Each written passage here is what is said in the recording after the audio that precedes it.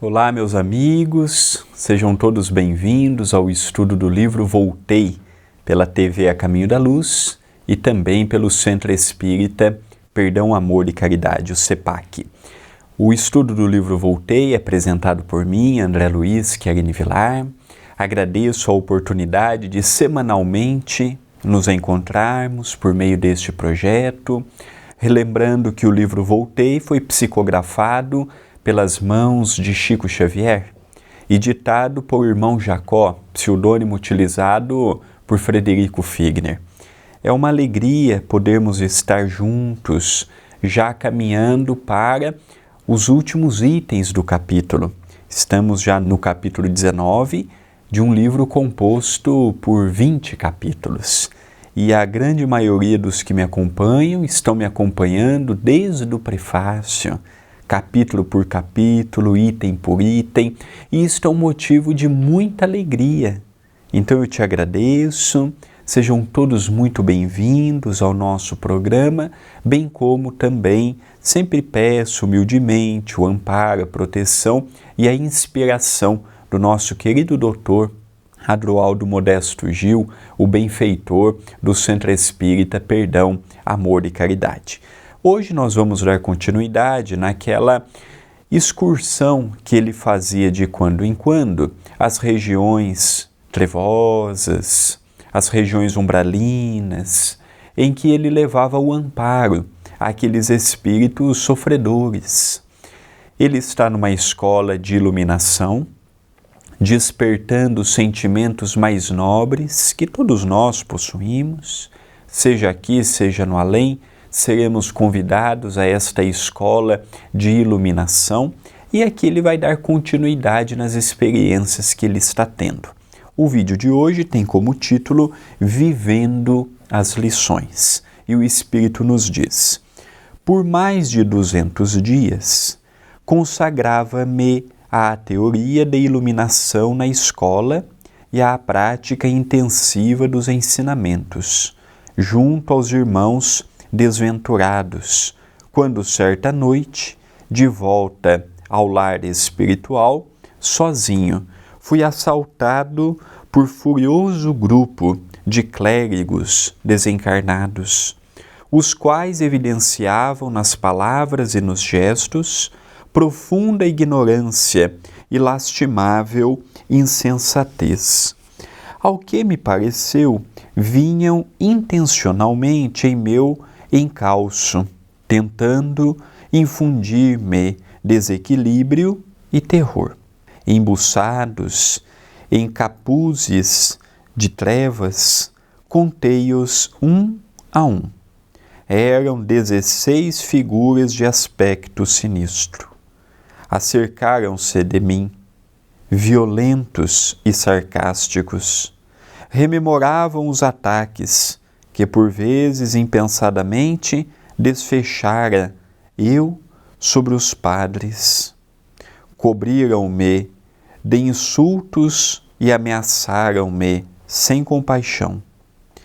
Relembrei a antipatia que inevitavelmente lhes dedicara à classe respeitável e, satisfeito, reconheci-me transformado, diferente. Aqueles punhos cerrados e erguidos contra mim não me intimidavam e nem me sugeriam reação. Achava-me tranquilo, não obstante, surpreso. Então, no início, ele já dá uma informação interessante, que há mais de 200 dias ele estava consagrado a este mister.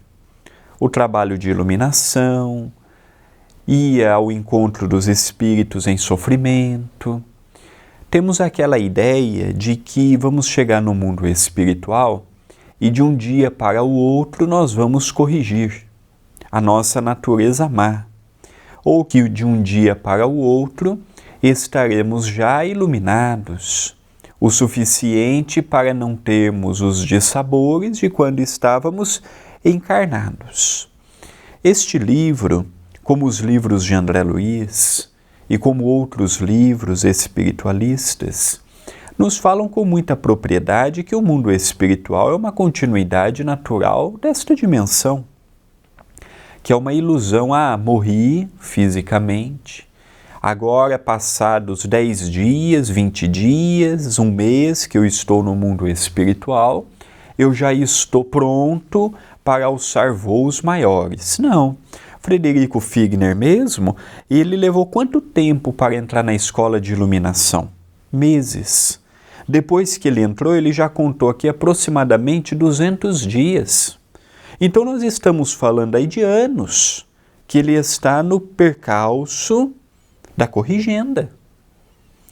E ele, numa dessas vezes em que ele ia e vinha, saía do agrupamento espiritual, a qual ele carinhosamente passou a designar como a sua casa, a sua morada espiritual, ele ia ao encontro desses espíritos. E numa dessas excursões, ele encontrou um grupo de padres. E é interessante porque no início do espiritismo no Brasil, o Brasil no início do século passado, final do século XIX, começo do século XX, um país predominantemente católico. Hoje o Brasil tem muitos católicos, o Brasil tem muitos protestantes, o Brasil hoje já tem de 5 a 10% da sua população pessoas que dizem ser espíritas e de outras religiões, mas nós percebemos que naquela altura não era assim. A igreja tinha uma força muito maior do que tem hoje, um número de adeptos muito maior do que possui hoje. E eles, os padres, atacavam muito os espíritas. A honra dos espíritas, a própria doutrina de modo geral, e na grande maioria das vezes sem qualquer conhecimento do que estavam falando. Imputavam o espiritismo, a coisa do diabo, e ficava nisso. Dizia que era coisa que não prestava, mas também não dava argumentação justa e racional do porquê não prestava. E isso fez com que os espíritas das primeiras horas, fossem combatendo as críticas que sofriam. Então muitos escreviam no jornal, outros defendiam nos meios que possuíam. Então havia muito embate entre os chefes espíritas e os chefes católicos. E aqui nós percebemos ele dizendo assim: quando eu estava no corpo, eu não conseguia vê-los com o respeito que eu vejo hoje. Mas eram entidades perturbadas e que perturbavam aqueles que eles estavam do lado. Foram padres na última existência, mas não amavam a batina. Amavam o poder, o dinheiro, a fama, mas não amavam o trabalho com Jesus. Falavam de Jesus, faziam preces em nome de Jesus, estavam no altar diante dos ensinos de Jesus, mas não foram padres que consagraram a sua vida a Jesus. Muitos ali foram porque a família gostaria de ter um padre na família. No passado era muito comum a família ter pelo menos um padre. Era algo importante. Quantos homossexuais em que os pais descobriam a opção sexual dos filhos e não mandavam para um seminário, para que não fosse motivo de escárnio perante a sociedade. Então poucos verdadeiramente envergavam a batina por amor à igreja, por amor a Jesus, por amor ao trabalho de disseminar os ensinos do Mestre. E aqui nós estamos diante de um grupo que também foi assim. Não amavam o trabalho que tinham na igreja. Não amavam a oportunidade que lhes fora concedido de poder estar juntos de um agrupamento de pessoas e de espíritos em que poderiam falar do amor, da caridade e da solidariedade. E aqueles espíritos estavam esperando Frederico Figner. Sabiam que ele passaria por ali. E ali ficaram esperando ele, e quando ele veio, começaram a lançar na face dele aqueles mesmos pensamentos que ele, como Frederico Figner, tinha quando estava encarnado, a respeito dos padres e da própria igreja. Só que ele já não estava mais tão perdido como esteve em outrora. Lembram daquele primeiro diálogo com aquele obsessor que estava influenciando aquele alcoólatra? Aquele mesmo que ele havia dado primeira assistência quando encarnado e continuou no mundo espiritual? Pois é. Lembram que se não fosse aquele espírito amigo, Ornelas, que foi colocado ao seu lado, ele não conseguiria sustentar o diálogo até o fim sem cair na lamentação, na reclamação, na briga e na discussão? Pois bem, esses 200 dias lhe deu preparo e lombo para que ele pudesse passar por esses momentos. Quando eu não tenho argumentação para determinado assunto, eu parto para falar da vida pessoal do outro. Reparem para você ver se na política não é assim, se nos locais de trabalho não é assim, se dentro dos templos religiosos não é assim. Em vez de eu debater funções envolvendo o trabalho, eu já pego assuntos privados do outro para justificar minha argumentação. Eu não tenho respeito, às vezes, pelo próximo. Eu não sei o limite, eu posso ir até aqui. Então, Frederico Figner sabia que isso era uma técnica de nós, espíritos ainda muito endividados com o próprio orgulho, com o próprio egoísmo, com a própria vaidade.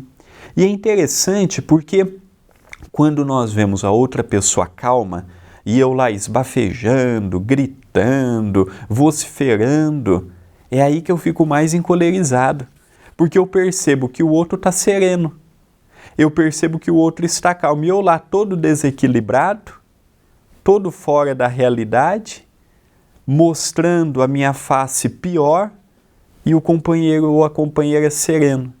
Então esse grupo, vendo que ele não estava reagindo, que ele estava calado, eles estavam falando da vida dele, do que ele falava dos padres, das promessas que ele havia feito e não havia cumprido quando esteve na Terra, típico de quando nós queremos impor.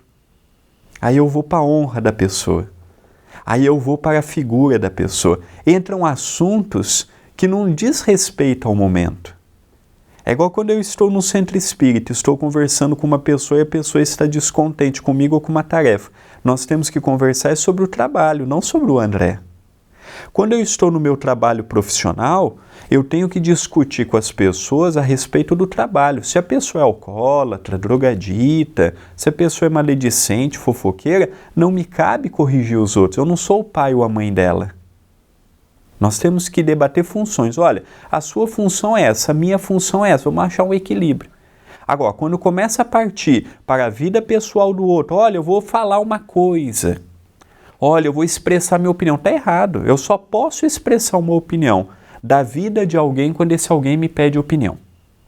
Eu não tenho que ficar expressando opinião.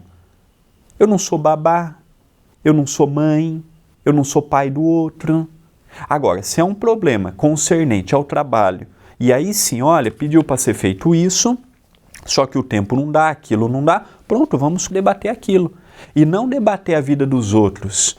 Repare que na primeira briga conjugal que nós temos, nós vamos lembrando de coisas do passado. Na primeira dificuldade no lar, com os pais, nós vamos lembrando de coisas da infância, da adolescência. Nas primeiras dificuldades no trabalho, nós vamos lembrando de coisas que há muito já haviam sido superadas. Então nós percebemos ainda que essa é uma técnica nossa de espíritos orgulhosos, envaidecidos e que não contentes muitas vezes com a paz que o ambiente nos convida, vamos falando. Então o que Frederico Figner fez? Ficou calado e deixou eles falando. Não tem aquele ditado que nos fala que quando um não quer, dois não brigam? Pois é. Ele manteve a serenidade, se manteve firme na prece, porque ele sabia que era um espírito falível e que se ele entrasse na faixa vibratória daqueles espíritos, seria pior para ele. Então o que ele fez? Manteve a calma. E falou, aqui não é o momento. Manteve a calma, manteve o equilíbrio, manteve a serenidade. Continua. Trouxe, contudo, à memória as lições evangélicas de que me achava em pleno curso, e isolando a mente da gritaria infernal, pus-me em meditação. Essa técnica que ele utiliza é fantástica. Quando encarnados é mais difícil de ser colocada em prática. Quando estamos no mundo espiritual, após este período em que ele está tendo a oportunidade de frequentar este curso de iluminação, o que ele fez? Nesses momentos da gritaria, da zombaria, do chacote e de tudo que ele estava vivenciando, ele não entrou nessa faixa vibratória. Ele foi lembrando de lições evangélicas. E aí nós podemos lembrar, por exemplo, de Jesus no Gólgota, que Jesus estava com um madeiro, com uma coroa de espinhos, havia apanhado a noite toda. E é interessante porque os soldados romanos pegavam aqueles sacos de areia e davam em direção ao tórax de Jesus, à barriga de Jesus, para deslocar os órgãos. Eles não pegavam um chicote e davam na perna, davam no lombo dele, não. Eles pegavam sacos de areia e iam tacando no corpo para ir deslocando os órgãos de Jesus. E isso foi a noite toda, em revezamento. Saía um grupo, entrava um grupo. Saía um grupo, entrava outro. Isso foi a noite toda. E Jesus, quando esteve com Pilatos, depois de ter passado por tudo o que a história nos narra, ele ficou calado perante Pilatos. Não abriu a boca, não delatou ninguém, não censurou ninguém, não condenou ninguém, ficou na dele. Então nós percebemos que este tipo de pensamento, eu, por exemplo, ainda não consigo, é uma lição difícil. Ele também no primeiro embate não conseguiu. Mas aqui nós vemos o esforço do espírito. E aqui percebemos que a transformação do espírito está jungido unicamente à sua própria disciplina. Não foram os espíritos que deram a Frederico Figner essa paciência com a ignorância alheia que ele está tendo. Foi um desenvolvimento e um despertar pessoal dele. Então o que percebemos? Que são as repetições de tanto ele ir naquelas zonas umbralinas, de tanto ele se colocar a ouvir os espíritos, de tanto ele estar diante daqueles espíritos que na primeira oportunidade que tinham falavam contra ele, contra sua família, contra suas escolhas, que ele foi criando lombo para sustentar aquele trabalho. E quando ele se viu desafiado, aqui foi um desafio para ele. Quando ele se viu desafiado, ele manteve a postura. Ele não baixou a guarda, ele manteve o equilíbrio, ele estava pronto para lidar com as adversidades que a vida lhe oferecia, e ali ele sustentou firme. Mas olha, foram mais de 200 dias trabalhando ininterruptamente naquele trabalho. Não foram 1 dia, 2 dias, 3 dias. Não foram 2 ou 3 encontros fortuitos aqui ou acolá. Então ele foi lembrando de passagens evangélicas. Ele foi lembrando de quadros que lhe traziam serenidade. Só que Frederico Figner aprendeu isso no mundo espiritual. Nós não precisamos estar no mundo espiritual para começar este trabalho de renovação. Nós temos a grande oportunidade de ler este livro que está há décadas em nosso meio, e eu ouso dizer que é um livro desconhecido dentre os livros da Lavra Mediúnica de Chico Xavier. É um livro que apela a todos nós, os espíritas, aos médiuns, dialogadores, dirigentes, passistas, que temos um trabalho grande ou menor. É um apelo para nós. Este livro não é um apelo para o católico, não é um apelo para o protestante, não é um apelo para o umbandista, não é um apelo para o muçulmano, não é um apelo para o árabe, não é um apelo para o ateu, não é um apelo para ninguém, é um apelo para o espírita. Há programas na TV A Caminho da Luz, como o Evangelho no Lar e o Pão Nosso, que são programas ecumênicos. Programas em que falamos a linguagem cristã. Então serve para todos que quiserem. Este livro não. Este livro eu realço sempre que é um estudo para o espírita. Ah, mas aí você está fechando o cerco. Estou mesmo. Este livro não é um livro para quem é de outra religião. Com todo o respeito que merece da nossa parte. Você pode até assistir o programa. Você pode até estudar comigo, mas este é um estudo de um espírita, que sou eu, para um outro espírita que me acompanha. Este daqui é um livro que fala de dramas que nós passamos na casa espírita, nos trabalhos que estamos envolvidos. Um católico que me acompanha, ele vai saber o que é um trabalho mediúnico? Um diálogo com a espiritualidade? Um espírito que eu amparei quando eu estava encarnado e continuei amparando quando estava desencarnado? São terminologias e exemplos que o católico e outras religiões vão ficar perguntando, mas o que o André está querendo dizer? Por isso que eu sou franco em dizer que este programa é um programa para o espírita. Não digo nem para o espiritualista, porque a Umbanda vê de uma forma, a Quimbanda vê de outra forma, o Candomblé vê de outra forma, a magia negra vê de outra forma, tudo é espiritualista. Mas não é a mesma coisa. Então esse aqui é um estudo que eu desde o primeiro momento deixei muito claro que é de um espírita para outros espíritas. Porque ele está falando de quadros que vivenciamos numa casa espírita, de problemas que assolam a preocupação de um espírita. Então ele foi trazendo. Será que hoje, no nosso dia a dia, se eu encolerizava 10 vezes, agora que estamos caminhando para o final do ano, não podemos colocar como meta para o próximo ano encolerizarmos 9? Quando chegarmos na marca dos 9, 8, 7, será que no ano que vem eu não posso já projetar esta lição que ele está me trazendo? Ah, quando eu entrava naquela faixa eu parava, eu acalmava e eu lembrava de quadros do Evangelho. Então aí nós vamos tendo uma noção. E as escolhas, naturalmente, procedem do nosso livre-arbítrio. Continua o Espírito amigo. Não nos aconselhar ao Senhor a orar pelos que nos perseguem? Não exemplificar a permuta do bem pelo mal? Não nos pedir a Ele ajudar os inimigos e amparar os que nos caluniam e odeiam? Além disso, não seriam aquelas almas dignas de ajuda e piedade? Possivelmente. Várias circunstâncias haviam conspirado na existência terrestre contra os seus ideais de melhor sorte.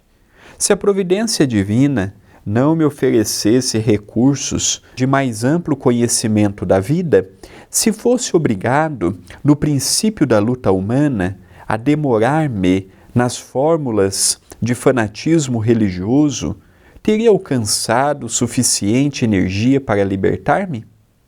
E se o padre houvera sido eu, como toleraria as disciplinas? Teria bastante coragem para arrostar os obstáculos impostos pelas vaidades da posição decorrentes dos compromissos eclesiásticos? Solucionaria sem perturbações os problemas do partidarismo dogmático? Afinal, por que irritar-me? Quem merecia mais compaixão?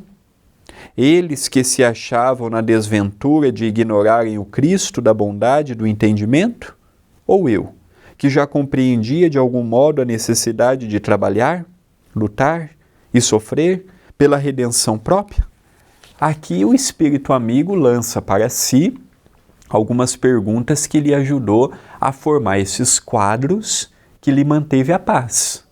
Essas perguntas que ele lançou a esmo para nós, os leitores, são perguntas e conjecturas que ele fez a ele próprio. Então ele indagava, olha, será que se eu tivesse na posição de um padre, de um bispo, de um sacerdote, com toda a influência política e religiosa que um padre exercia naquela época, será também que eu não iria julgar ser mais do que eu sou? Será que eles não estão reféns da própria vaidade, do próprio orgulho? Será que ontem eu também não pude ter sido um padre e ter cometido os mesmos absurdos e ter mantido na mesma senda? Será que se fosse eu, no lugar deles, manteria a serenidade que hoje procuro manter? Quem será que é mais feliz? Aquele que segue um Jesus da ignorância e procura ver e manter o caminho da perversidade? Ou eu que já consigo ver um Jesus fora da cruz, um Jesus liberto, um Jesus amigo, um Jesus próximo?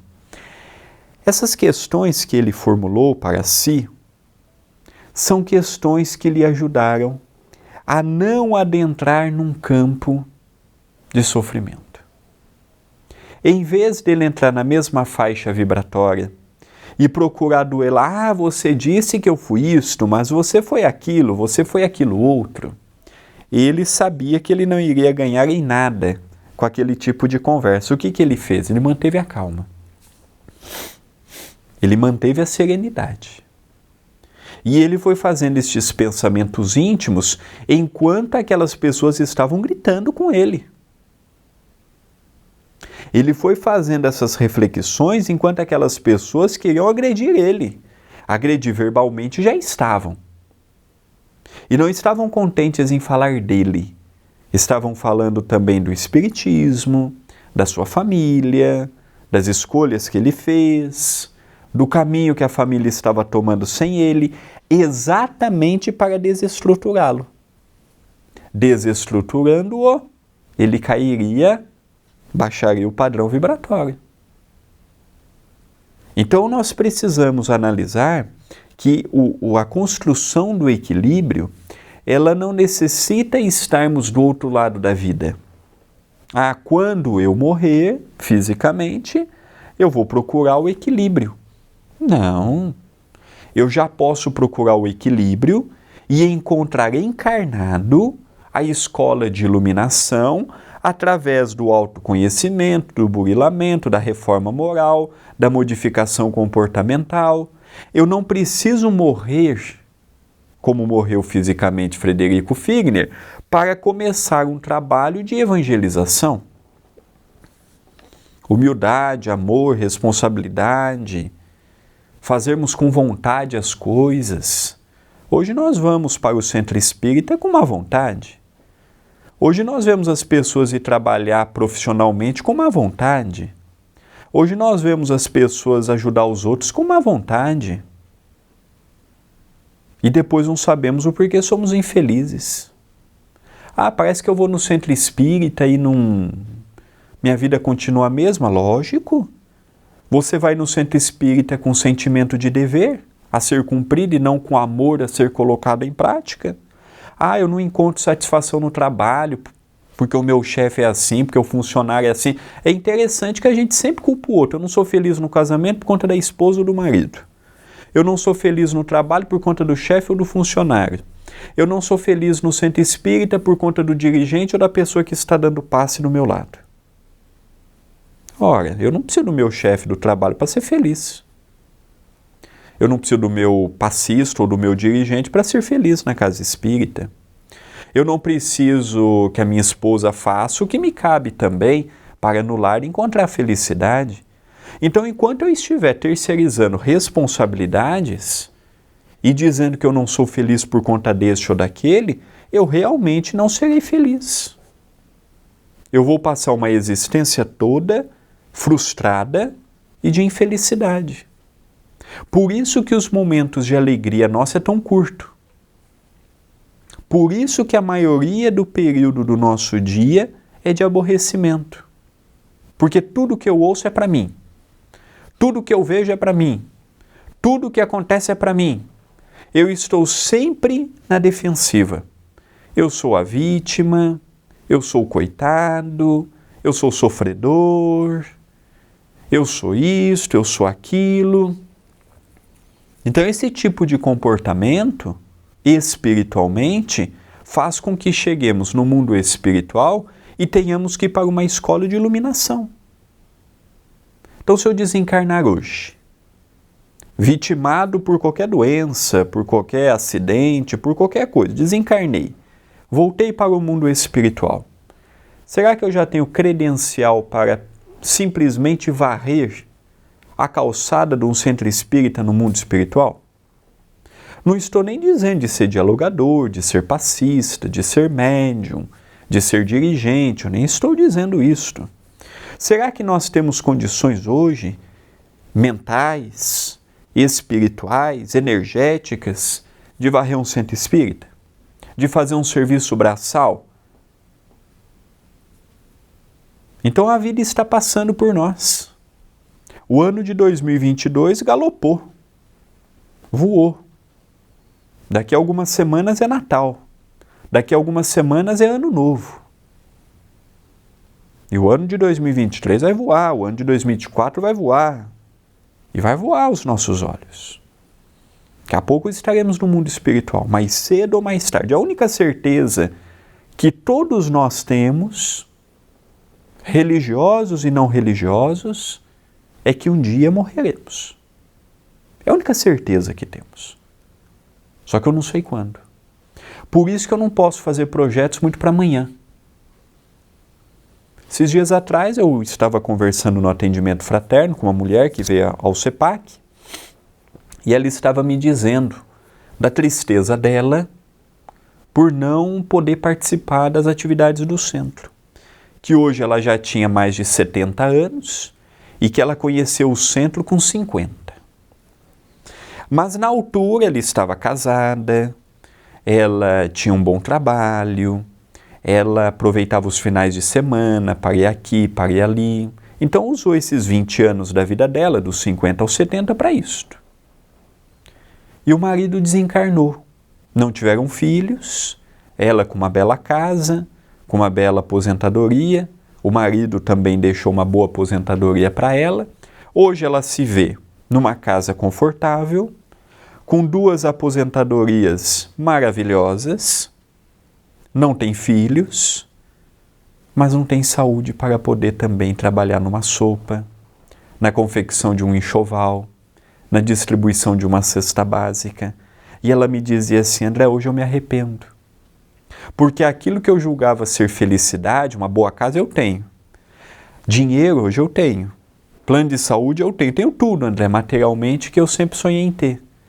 Mas eu já não tenho saúde para aproveitar. Que adianta eu ter dinheiro e não poder viajar? Que adianta eu ter dinheiro e não ter um familiar para poder sair juntos, fazer uma viagem, almoçar, jantar, aproveitar algo? Eu falei, pois é, são as escolhas da vida. Há 20 anos atrás você teve a escolha nas mãos. Você poderia ter aproveitado o mundo e ter também se dedicado ao lado espiritual. Mas você optou por aproveitar somente o mundo. E agora, com 70 anos de idade, com o corpo em frangalhos, infelizmente, há oportunidades que não voltam. Então, para nós não corrermos o risco desta mulher, de sermos a semelhança dela, de fazermos projeto muito para frente, sem sabermos se teremos saúde, se teremos condições, precisamos começar a fazer o que podemos no agora. Continua. tocado por sincero desejo de auxiliá-los, entreguei-me à prece. Não como de outras vezes em que emitia palavras de louvor e súplica, com bases menos profundas no sentimento. Aqui é um outro grande problema que nós, os cristãos, enfrentamos também. A nossa prece, ela geralmente gira em torno de um petitório material. Eu peço dinheiro, eu peço condições para pagar o cartão, eu peço a solução para os problemas que eu tenho em casa, eu peço para este, eu peço para aquele outro, e poucas vezes eu peço com sabedoria. Então ali Frederico Figner não estava pedindo, olha Senhor, tira esses espíritos aqui do meu lado, olha Senhor, dê um jeito neles. Ele não. Ele parou, diferente do que ele fazia no passado, ele elevou o pensamento por meio da prece e com muita fé pediu por aqueles espíritos. Olha o equilíbrio que ele foi adquirindo nesses mais de 200 dias. Esse equilíbrio não veio por graça, não veio gratuitamente, não veio sem esforço ou sem dedicação. Pelo contrário, ele manteve-se cauteloso e entregue a pensamentos mais evoluídos. Então, quando nós passamos aqui pela Terra, nós não analisamos o quanto que uma prece pode beneficiar aquele que realiza, como aquele que ela é destinada. Então eu me lembro de Adelino da Silveira, numa das vezes que eu tive a oportunidade de estar com ele em Mirassol, tanto eu quanto meu pai. Adelino foi amigo do Chico por mais de 33 anos. E o Adelino dizia que uma das tarefas que o Chico pediu a ele é que ele pegasse o jornal semanal, na altura saía as pessoas que faleciam e do que morria. E o Chico falava, Adelino, marque o nome das pessoas no caderno de prece que morreram durante aquela semana de suicídio, pelo suicídio. Então ele marcava o nome e o sobrenome. E o Chico falou, quando você for fazer o evangelho no lar, abra o caderno, deixe sobre a mesa e peça por aqueles nomes que ao longo daquela semana, não suportando o peso e a responsabilidade da vida, optaram por tirar a sua própria existência. Então olha que sublimado orarmos por um suicida, por aquele que tirou sua própria vida. Quem de nós não tem condições para isto? Quem de nós não tem fé suficiente para isto? Quem de nós não tem um minuto do nosso dia para isto? Então ele parou, calmou o pensamento, acalmou o sentimento e elevou, rogando amparo e proteção. Continua. Intentava com toda a alma ser útil àquela falange de entidades inconscientes. Em verdade, não possuía algo de bom em mim mesmo. Entretanto, Jesus permanece rico de bondade e ternura em todos os dias da vida. Atender-nos-ia o apelo, viria em socorro de nossas necessidades. Decorridos alguns minutos, observei que ao me contemplar em oração, os circunstantes se afastaram um tanto, embora continuassem a crivar-me de doestos e de zombarias. Então a prece fez com que Frederico Figner exalasse um pensamento que foi ofuscando aqueles companheiros encolerizados. Então, conforme ele ia fazendo a prece, conforme ele ia entrando em contato com Jesus, rogando ao Mestre por aqueles irmãos transviados do caminho, aquilo foi criando uma barreira energética e os espíritos foram dando passos atrás.